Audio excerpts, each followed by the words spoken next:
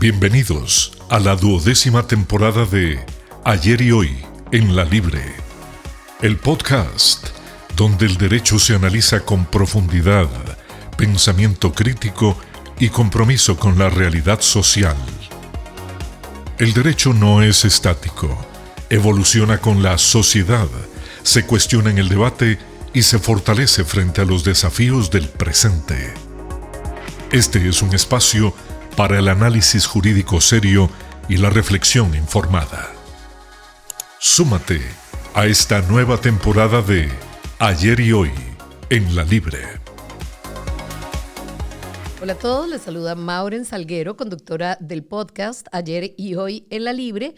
Y hoy tengo la suerte de coincidir con una persona que admiro mucho, pero que además es una fuente de información extraordinaria para nuestro podcast. Invitamos a que usted que lo está escuchando eventualmente también lo pueda compartir, principalmente por el tema que nos ocupa. Y es que el tema de la guerra que involucra a las potencias que representa Estados Unidos y ahorita Israel con respecto a Irán, es un tema, sí, complejo, pero es un tema relevante que no necesariamente se puede abarcar en los 25 o 30 minutos que tenemos disponibles para eso. De una vez queda abierta la invitación para que podamos ampliar al respecto, pero por lo menos sí entender la dinámica que nos lleva a este momento histórico, y para eso tenemos efectivamente a Juan Carlos Hidalgo. Él es analista de política internacional y ha aceptado, para suerte nuestra, esta invitación. Bienvenido, Juan Carlos. Muchas gracias, Maureen. Un placer estar aquí y un saludo a toda la gente que nos escucha y nos ve. Muchísimas gracias. Bueno, es que la atención del mundo entero, ¿verdad? Ya esto no es un tema regional, y si no me vas a corregir a lo largo de esta entrevista, está volcada hacia el Medio Oriente. Este conflicto que el mes pasado nos despertó con el titular de los bombardeos que ocurrieron en Irán y todo lo consecuente, ¿verdad? La gente tratando de entender qué es lo que está pasando, qué nivel de afectación nos alcanza hasta nosotros acá en Latinoamérica, cuáles son las causas, qué es lo que sigue, y toda esta incertidumbre se traduce en desinformación, ¿verdad? Si no logramos llegar a una fuente como en este caso sos vos. Así que yo te agradezco que nos ayudes a entender el tema histórico, o sea, cómo llegamos a lo que hoy sigue siendo tan relevante y que no ocurrió solamente en este año ni en el año anterior. Bueno, tenemos que irnos a 1979, la Revolución Islámica en Irán, la caída del Shah, que era el rey de Irán, y el ascenso al poder de una teocracia. Una teocracia que es total y absolutamente hostil hacia Estados Unidos. Estados Unidos era el principal patrocinador del Shah, un régimen. El Shah era un dictador, ¿verdad? Era un líder que tenía una política de represión muy fuerte sobre su población, por lo cual era muy impopular. Quien lo patrocinaba era Estados Unidos. Entonces, cuando llega este régimen islamista al poder, depone al Shah, y por supuesto que por ser Estados Unidos el principal patrocinador del Shah, es un régimen que desde su principio se vuelve tremendamente anti-estadounidense. También en esas épocas, de 79, 80, fue la crisis de los rehenes en la embajada de Estados Unidos. O sea, la gente en la revolución captura la embajada de Estados Unidos, toma presos de rehenes a decenas de estadounidenses, un secuestro que duró meses y que fue una de las principales causas por las que Jimmy Carter no fue electo presidente. Fue alrededor de 400 días, ¿no? Que Ronald Reagan, exactamente. Correcto. Ronald Reagan fue electo presidente en 1980. Entonces tenemos que irnos hasta ese momento, ¿verdad? ¿Qué pasa? Ahí se siembra, entonces. Ahí se siembra este odio visceral entre Estados Unidos. Esto es un odio, no es una rivalidad, es un odio entre Estados Unidos e Irán. Bueno, y Irán también llega al poder, esta teocracia, que ve a Israel como también un enemigo en la región. Y se compromete en su constitución a la destrucción del Estado de Israel. A nivel constitucional. A nivel de constitución se establece que ellos buscarán la destrucción del Estado de Israel. Entonces, por supuesto que Israel ve a Irán, a este régimen, como una amenaza existencial. Claro. ¿Verdad? E Israel, a lo largo de los años, se dedica a consolidar una red de aliados en la región que buscan desestabilizar la región y atacar a Israel y atacar intereses de Estados Unidos. Entonces, se constituye en los 80 este partido de origen chiita, y esto es también importante saberlo. Sabemos que dentro de la fe musulmana hay dos grandes vertientes, que están los sunnis, que son como el 90% de los musulmanes, pero están los chiitas, que los chiitas están mayormente en Irán, ¿verdad? Irán es un país casi que mayormente chiita. Irán empieza a constituir aliados chiitas en otras partes de la región. Entonces, en los 80 sale Hezbollah. A partir de la guerra entre Israel y Líbano, se constituye este movimiento chiita que se convierte en un partido político, pero también un brazo armado, un ejército. Hezbollah. Luego está Hamas en la Franja de Gaza, que también asume el poder en el 2006 y se convierte en los amos de ese territorio que había abandonado Israel. Y así van saliendo otros actores. Están los Houthis en Yemen, entre otros. Y estos se vuelven actores de desestabilización, actores que atacan a Israel, cometen actos terroristas contra el Estado judío, contra intereses de Estados Unidos.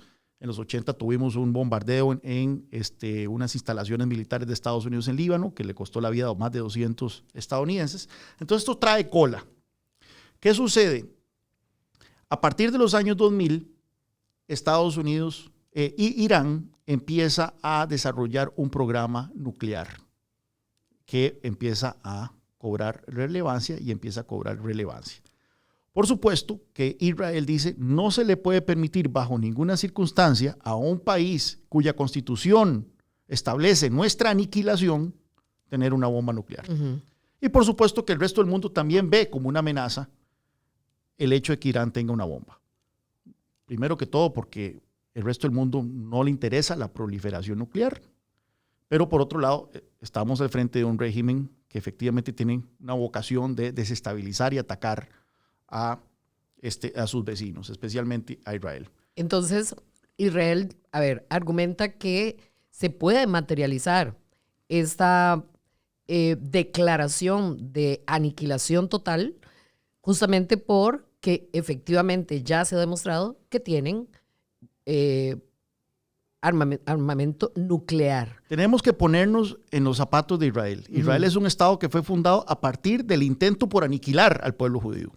Claro, hay que meterse en la mentalidad de quienes gobiernan Israel y los israelitas. O sea, es un pueblo que ha sido intentado ser aniquilado en los años 40. Total. Entonces, por supuesto que ellos no se la van a jugar. Total. Y yo voy a introducir nada más una pregunta ahí como para dejar al pie de página, porque Israel niega poseer armas nucleares. No lo niega. Simplemente no lo acepta. Confirma. No lo confirma. Correcto. Exactamente. ¿Qué se sabe al respecto? Se sabe que, se especula que Israel tiene aproximadamente unas 200 cabezas nucleares o hijas nucleares, pero sí tiene un programa nuclear, de armamento nuclear no confirmado. Pero es un hecho que lo tiene. Y es un hecho que tiene la triada. ¿Qué significa la triada? La capacidad de disparar armas nucleares a partir de misiles balísticos, a partir de submarinos y a partir de aviación, ¿verdad? Entonces, desde los años 90 y de los 2000, Israel, principalmente en la figura de Benjamín Netanyahu, primer ministro de Israel, gana la primera vez dicho cargo en 1996, empieza a advertir sobre los peligros que para el mundo, pero especialmente para Israel, constituye que se permita que Irán tenga una bomba nuclear. A mediados de los 2010, Estados Unidos y otros países de Occidente, incluyendo Rusia y China, logran un acuerdo con Irán para evitar que Irán desarrolle suficiente material radioactivo para hacer una bomba. Eso fue el gobierno de Obama. Es interesante porque en el 2003 el ayatollah Jaimeini, el que acaba de ser asesinado en esta guerra, emite una fatwa. ¿Qué es una fatwa? Es un decreto islámico donde dice que Irán no buscará un arma nuclear, ¿verdad? Pero sí se toma la decisión de llegar a un punto de desarrollo de la tecnología nuclear que lo deje al borde de tener un arma nuclear. ¿Qué significa eso? Que si en cualquier momento Irán cambia de opinión, podrían en cuestión de pocos meses, y si no semanas, poder alcanzar esa bomba. Es lo que en inglés se llama nuclear threshold. O sea, llegar al borde de poder tener un arma nuclear, pero no cruzar ese Rubicón, ¿verdad? Pero en cualquier momento dicen, bueno, si nos cambian las circunstancias, sí vamos a obtener una bomba y la pueden obtener muy rápido. A Estados Unidos no le interesaba que eso ocurriera, ¿verdad? Ni a Israel, ni a Occidente. Y se logra toda esta negociación, estamos hablando entonces 2010. El 2015. En el 2015, la administración Obama finalmente logra un acuerdo en donde se establece límites a la capacidad de desarrollo de material nuclear por parte de Irán e inspecciones muy severas sobre Irán para garantizarse que no estén produciendo ese material por otras partes, ¿verdad? Pero luego llega Trump. Y Trump argumenta que, bueno, todo lo que hiciera Obama era malo para Trump. Entonces Trump llega con la vocación de desarticular todo lo que hiciera Obama. No solo eso, sino el Acuerdo de París, entre otro montón de cosas. Pero en el caso de Irán dice, mira, este acuerdo es incompleto porque si bien le pone un tope a Irán en cuestiones de desarrollo de armamento nuclear, que no nos consta que lo estén cumpliendo, aunque todos los observadores externos confirmaban que sí lo estaban cumpliendo, este acuerdo no pone coto a las otras cosas que Irán hace, que es el apoyo de grupos terroristas, el desarrollo de un programa balístico para tener misiles que podrían después impactar Europa y hasta el mismo Estados Unidos. Y nosotros queremos entonces ponerle máxima presión a Irán para que también se siente a la mesa a negociar esos otros temas. Irán dijo no. Entonces Trump deshace el acuerdo nuclear e Irán reanuda su programa nuclear. Y rápidamente la Agencia Internacional de Atómica documenta que Irán está avanzando nuevamente hacia ese umbral nuclear al cual no nos interesa que Irán llegara. Bueno, todo esto sucede, la administración Biden no logra volver a sentarse con Irán y bueno, Benjamin Netanyahu se vuelve cada vez más agresivo sobre este tema. ¿Qué ocurre? Ocurre el 7 de octubre del 2023. El 7 de octubre de 2023, Hamas, el grupo que gobierna la Franja de Gaza, un grupo terrorista, ataca a Israel en el peor acto de matanza de judíos desde la Segunda Guerra Mundial, asesinando a más de 2.200 personas, cosas terribles, pusieron a niños en hornos, violación de mujeres, gente degollada, etc. Y esto cambia por completo la actitud de Israel hacia el mundo. Se le atribuye a Golda Meir, que fue primera ministra de Israel, una frase que dice, preferimos recibir sus condenas que recibir sus condolencias. Wow. Y esa es una mentalidad que tienen los israelíes. Y pasado lo que pasó, el 7 de octubre del 2023, Israel empieza una actitud de no vamos a lidiar con esta gente más. Entonces empieza la guerra en Gaza, una guerra terrible, pero recordemos que Hamas es un actor cliente de Irán. Entonces los israelíes dicen, bueno, vamos a ir por Hamas, vamos a ir por Hezbollah, y también ejecuta un ataque impresionante contra Hezbollah en Líbano, y eventualmente ataca también a Irán en la guerra de los 12 días que ocurrió el año pasado. Esa guerra lo que tenía la finalidad era degradar la capacidad de Irán de atacar a Israel. Estados Unidos participó brevemente en esa guerra de los 12 días y supuestamente se había logrado degradar y destruir la capacidad nuclear de Irán. Sin embargo, meses después... ¿Qué atacaron? Perdón, atacaron todas las bases nucleares, digamos. Supuestamente las bases y los centros de producción de uranio y la producción de misiles, etc. ¿Y eso es real? Se logró determinar. En su momento Estados Unidos dijo con misión cumplida, luego Okay. trascendió de que no era tan cumplida, porque a los propios meses, nuevamente Israel y Estados Unidos dicen que hay que volver a atacar a Irán para destruir lo que ellos dicen que ya había quedado destruido en el año pasado. Entonces ahora llegamos a un punto en donde Estados Unidos empieza a acumular una flotilla de su armada en el Golfo Pérsico.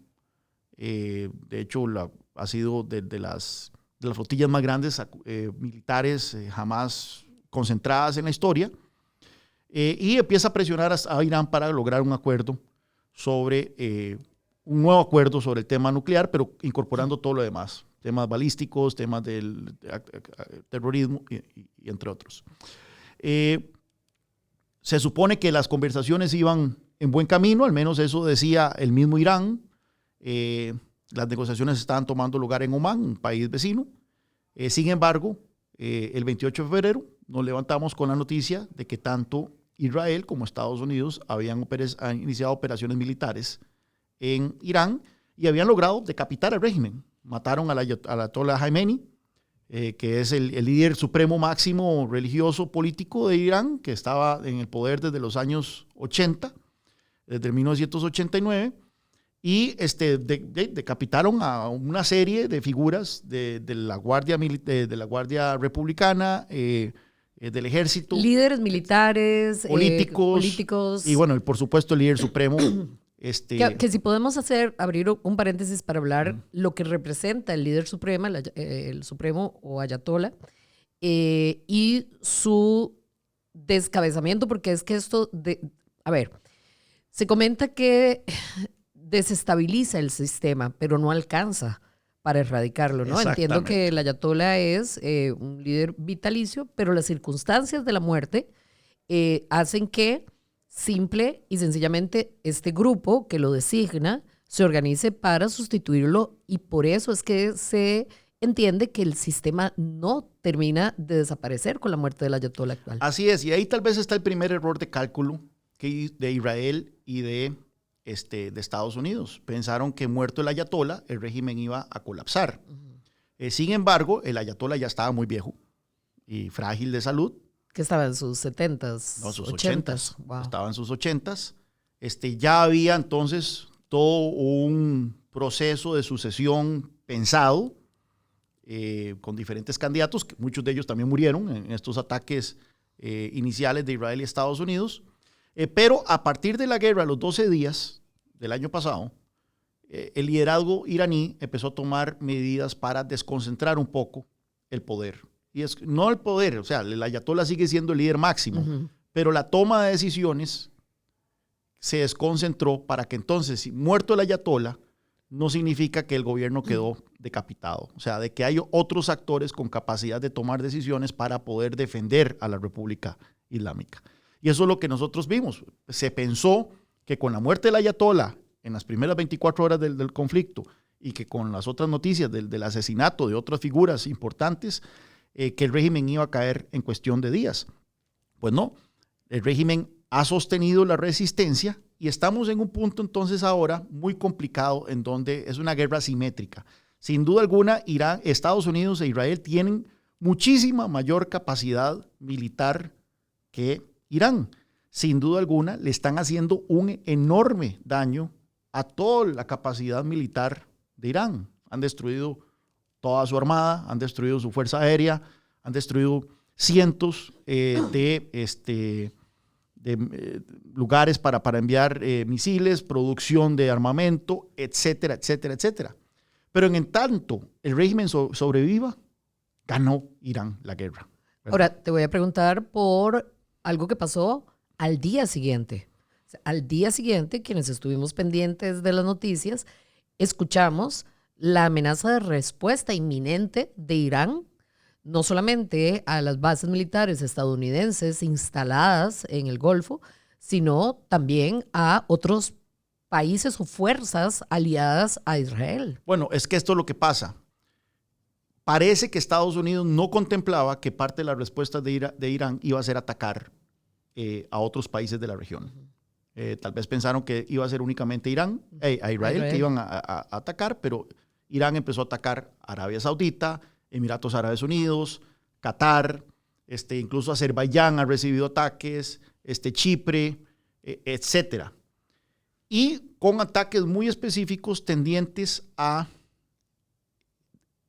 afectar la capacidad de producción de petróleo y gas natural de esa región. Como efectivamente sucedió. Como efectivamente sucedió, y principalmente la principal arma de todas, que esto es una cuestión que estaba en los libros de texto geoestratégicos de todas las personas que han pasado por escuelas militares a lo largo de las últimas décadas. El estrecho de Hormuz, que es este estrecho en donde el Golfo Pérsico sale hacia el Océano Índico, y por este estrecho, donde pasa el 20% de la producción de petróleo del mundo y el 20% de la producción de gas natural del mundo. Todo el petróleo de Kuwait, la mayor parte del petróleo de Arabia Saudita, el petróleo de Irán, la producción de gas natural de Qatar, la producción de petróleo de Emiratos Árabes Unidos, la mayor parte de todo eso pasa por el estrecho de Hormuz. Entonces, durante muchísimos años, todos los analistas militares han dicho, en caso de un conflicto con Irán, Irán va a cerrar el estrecho de Hormuz. Tiene la capacidad para cerrar el estrecho de Hormuz. Al parecer, la administración Trump demeritó esa posibilidad, dijo que no, que eso no iba a ocurrir, pero hemos visto que está ocurriendo.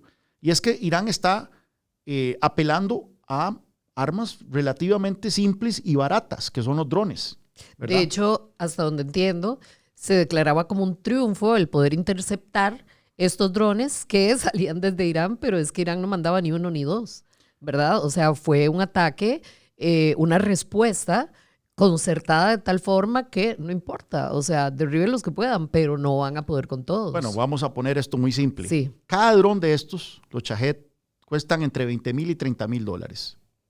Se dice que Irán tiene decenas de miles de estos drones y los puede seguir fabricando. Claro. $20,000, $30,000.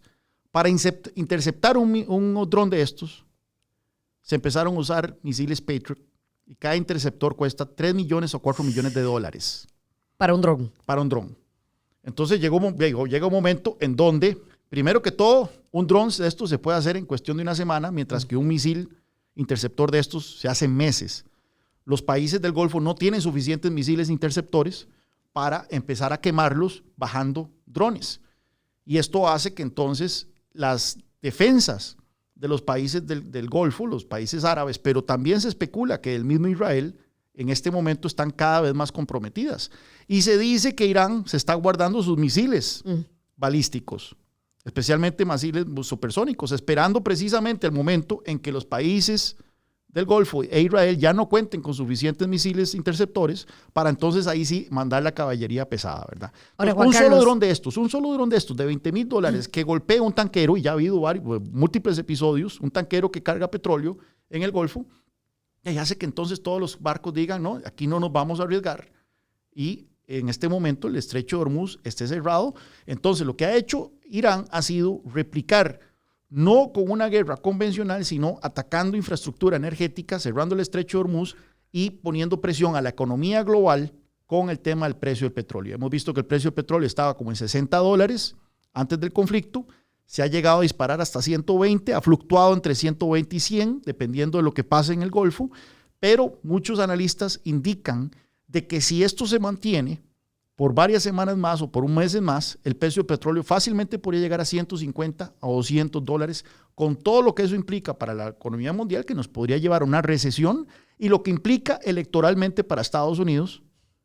El precio del petróleo es como el otro derecho garantizado, el precio de la gasolina en Estados Unidos, en la Constitución, ¿verdad? Es una broma que se dice, especialmente en un año electoral en donde hay elecciones de medio periodo en Estados Unidos. Las redes sociales han permitido tener como un dibujo mucho más amplio de las implicaciones de este lado del mundo de todo esto que está pasando, ¿verdad? La gente con una facilidad que no se tenía hace 20 años, ahora hacen contenido diciendo, esto es con lo que yo llenaba el tanque, y ojo que estamos hablando solamente de gasolina o diésel, ¿verdad? No, es a nivel energético, es a nivel alimentario, o sea, es a todo nivel, ¿verdad? La implicación. Pero la gente está testimoniando el nivel de afectación que se tiene hoy como consecuencia en este lado del mundo de lo que está pasando allá. Por eso yo te invitaría y te solicito hablar sobre por qué es importante entender esto, involucrarnos eventualmente y poder asumir una posición al respecto, porque no nos puede ser indiferente, porque nos está tocando directamente. Efectivamente, la gente podría decir, bueno, ¿en qué me impacta a mí una guerra al otro lado del mundo? Bueno, pero que es que tiene consecuencias globales en este momento, especialmente en algo tan sensible para la economía global como es el precio de la energía. Incluso la electricidad aquí en Costa Rica. Claro. Alguna gente diría que tiene que ver la electricidad de Costa Rica con lo que ocurre en el Oriente Medio. Bueno, en este momento estamos en verano en Costa Rica y si ustedes ven la matriz energética de Costa Rica todos los días, y se puede meter en la página del ICE para verlo, notarán que estamos quemando búnker durante todo el día. Ni siquiera en los picos de alta demanda, no, incluso en los bajonazos, en las horas valle, el país está quemando búnker porque estamos en época seca. Y bueno, por supuesto que si aumenta entonces estrepitosamente el precio del petróleo, eso se va a traducir en búnker más caro y eso se va a traducir en electricidad más cara, con todo lo que eso impacta el bolsillo de la gente, ¿verdad? Eso sin contar el precio de la gasolina y el precio de todos los fertilizantes que está subiendo y todo. Vea lo que pasa en Europa. Europa tiene la guerra de Ucrania y Rusia, la invasión rusa a Ucrania. Europa era altamente dependiente del gas natural ruso. A raíz de la guerra, Europa hizo un esfuerzo monumental por independizarse del gas ruso y lo que hizo fue empezar a construir, especialmente Alemania y todo, terminales para recibir gas natural de Qatar, especialmente Estados Unidos y Qatar, y ahora resulta que el gas de Qatar tampoco les está llegando. Entonces Europa está en una posición también dificilísima en donde el precio de la energía, electricidad y de todo está disparándose. Entonces esto va a tener efectos globales si no se resuelve pronto. Qué dicha que mencionaste a Rusia, porque me permite hacerte una pregunta a nivel de involucramiento de otras potencias, ¿verdad? Ya Rusia se manifestó, ya se manifestó China, ya se manifestaron grandes líderes mundiales con respecto a esta situación con Irán. ¿Qué puede resultar de este, digamos, breve nivel de involucramiento hasta ahorita si esto explota? Bueno, en el caso de Rusia, Irán es un aliado ruso. De hecho, estos drones iraníes estaban siendo y siguen siendo usados por Rusia en su guerra contra Ucrania, en su invasión brutal a Ucrania. Recientemente hubo una noche en donde 400 drones de estos atacaron objetivos en toda Ucrania, con un gran impacto en costo de vidas y demás. Curiosamente, los ucranianos en los últimos años han desarrollado la tecnología a partir de drones también para interceptar drones. Y entonces es una tecnología mucho más barata que los misiles Patriot que se utilizan para que sean utilizados hasta ahora. Entonces ahora son los países del Golfo los que están tocando en la puerta a Ucrania para que les venda esta tecnología y poder hacerle frente a los drones iraníes. Curiosamente, a pesar de ser aliados, Rusia, aparte de un comunicado, no ha pasado a más. Está compartiendo inteligencia, eso se ha reportado. Irán no tiene satélites, ¿verdad? Pero Rusia sí. Entonces Rusia es el que está compartiendo información de inteligencia, diciéndole a Irán, vea, tire los drones acá, mande los misiles acá, aquí están los objetivos de Estados Unidos. Eso es lo que está haciendo Rusia en este momento. Rusia ha sido uno de los principales beneficiados de esta guerra. ¿Por qué? Porque el precio del petróleo se disparó y entonces esto significa que el petróleo ruso está recibiendo más ingresos, producto de su venta. Se estima que cada día de guerra Rusia está recibiendo $150 millones más por su petróleo de lo que recibía antes de la guerra. No solo eso, en una movida muy controversial, Estados Unidos le quitó sanciones al petróleo ruso para supuestamente estabilizar los mercados energéticos. Entonces Rusia ha salido ganando por todas partes con esta guerra, ¿verdad? En el caso de China, la gran mayoría del petróleo que recibe China pasa por el Estrecho de Hormuz. Entonces China es uno de los principales países interesados en que el Estrecho de Hormuz se abra. China ha tratado de jugar de mediador, un poco obviamente sus simpatías están con Irán. Sin embargo, China tiene un colchón por el momento que tiene más de 1,000 y resto de millones de barriles de petróleo en reservas que le pueden permitir sostenerse por semanas antes de que llegue el momento en que sí van a tener que enfrentar un aumento estrepitoso del crudo, ¿verdad? Hay un tema que a mí me toca, y yo sé que a mi compañera acá presente también, es el tema de cómo se intentó legitimar esta intervención de Estados Unidos a través del discurso de rescatar a las mujeres en Irán, por ejemplo. ¿Qué opinión te merece? Yo tengo la mía, pero sí me gustaría escucharte. Vea, no hay régimen más despreciable que el régimen de Irán, especialmente en cuanto al derecho de las mujeres. Y recordemos que hace unos años hubo todo un levantamiento popular en Irán, precisamente a partir de la muerte de una muchacha. Moza, creo que se llamaba, no recuerdo. Que fue capturada, que fue detenida porque no estaba utilizando el velo islámico de manera correcta y murió en detención y luego fue entregada a su familia con señas claras de tortura. Esto hizo que muchísimas mujeres se tiraran a las calles. Este año... Y como consecuencia murieron un montón de personas en estas manifestaciones. Y este año también hubo manifestaciones. Se estima que 30,000 personas fueron asesinadas por el régimen temprano entre diciembre y enero de este año, producto de ese levantamiento. Entonces tenemos un régimen despreciable para todo lo que nosotros consideramos sagrado en Occidente. Sin embargo, la administración, mientras que Israel tiene muy claro cuál es su objetivo, y lo ha dicho muy claramente, queremos un cambio de régimen en Irán. ¿Y cómo lo piensa lograr Israel? Bueno, Israel estaba contemplando que con decapitado el régimen, especialmente muerto el ayatollah Jamenei,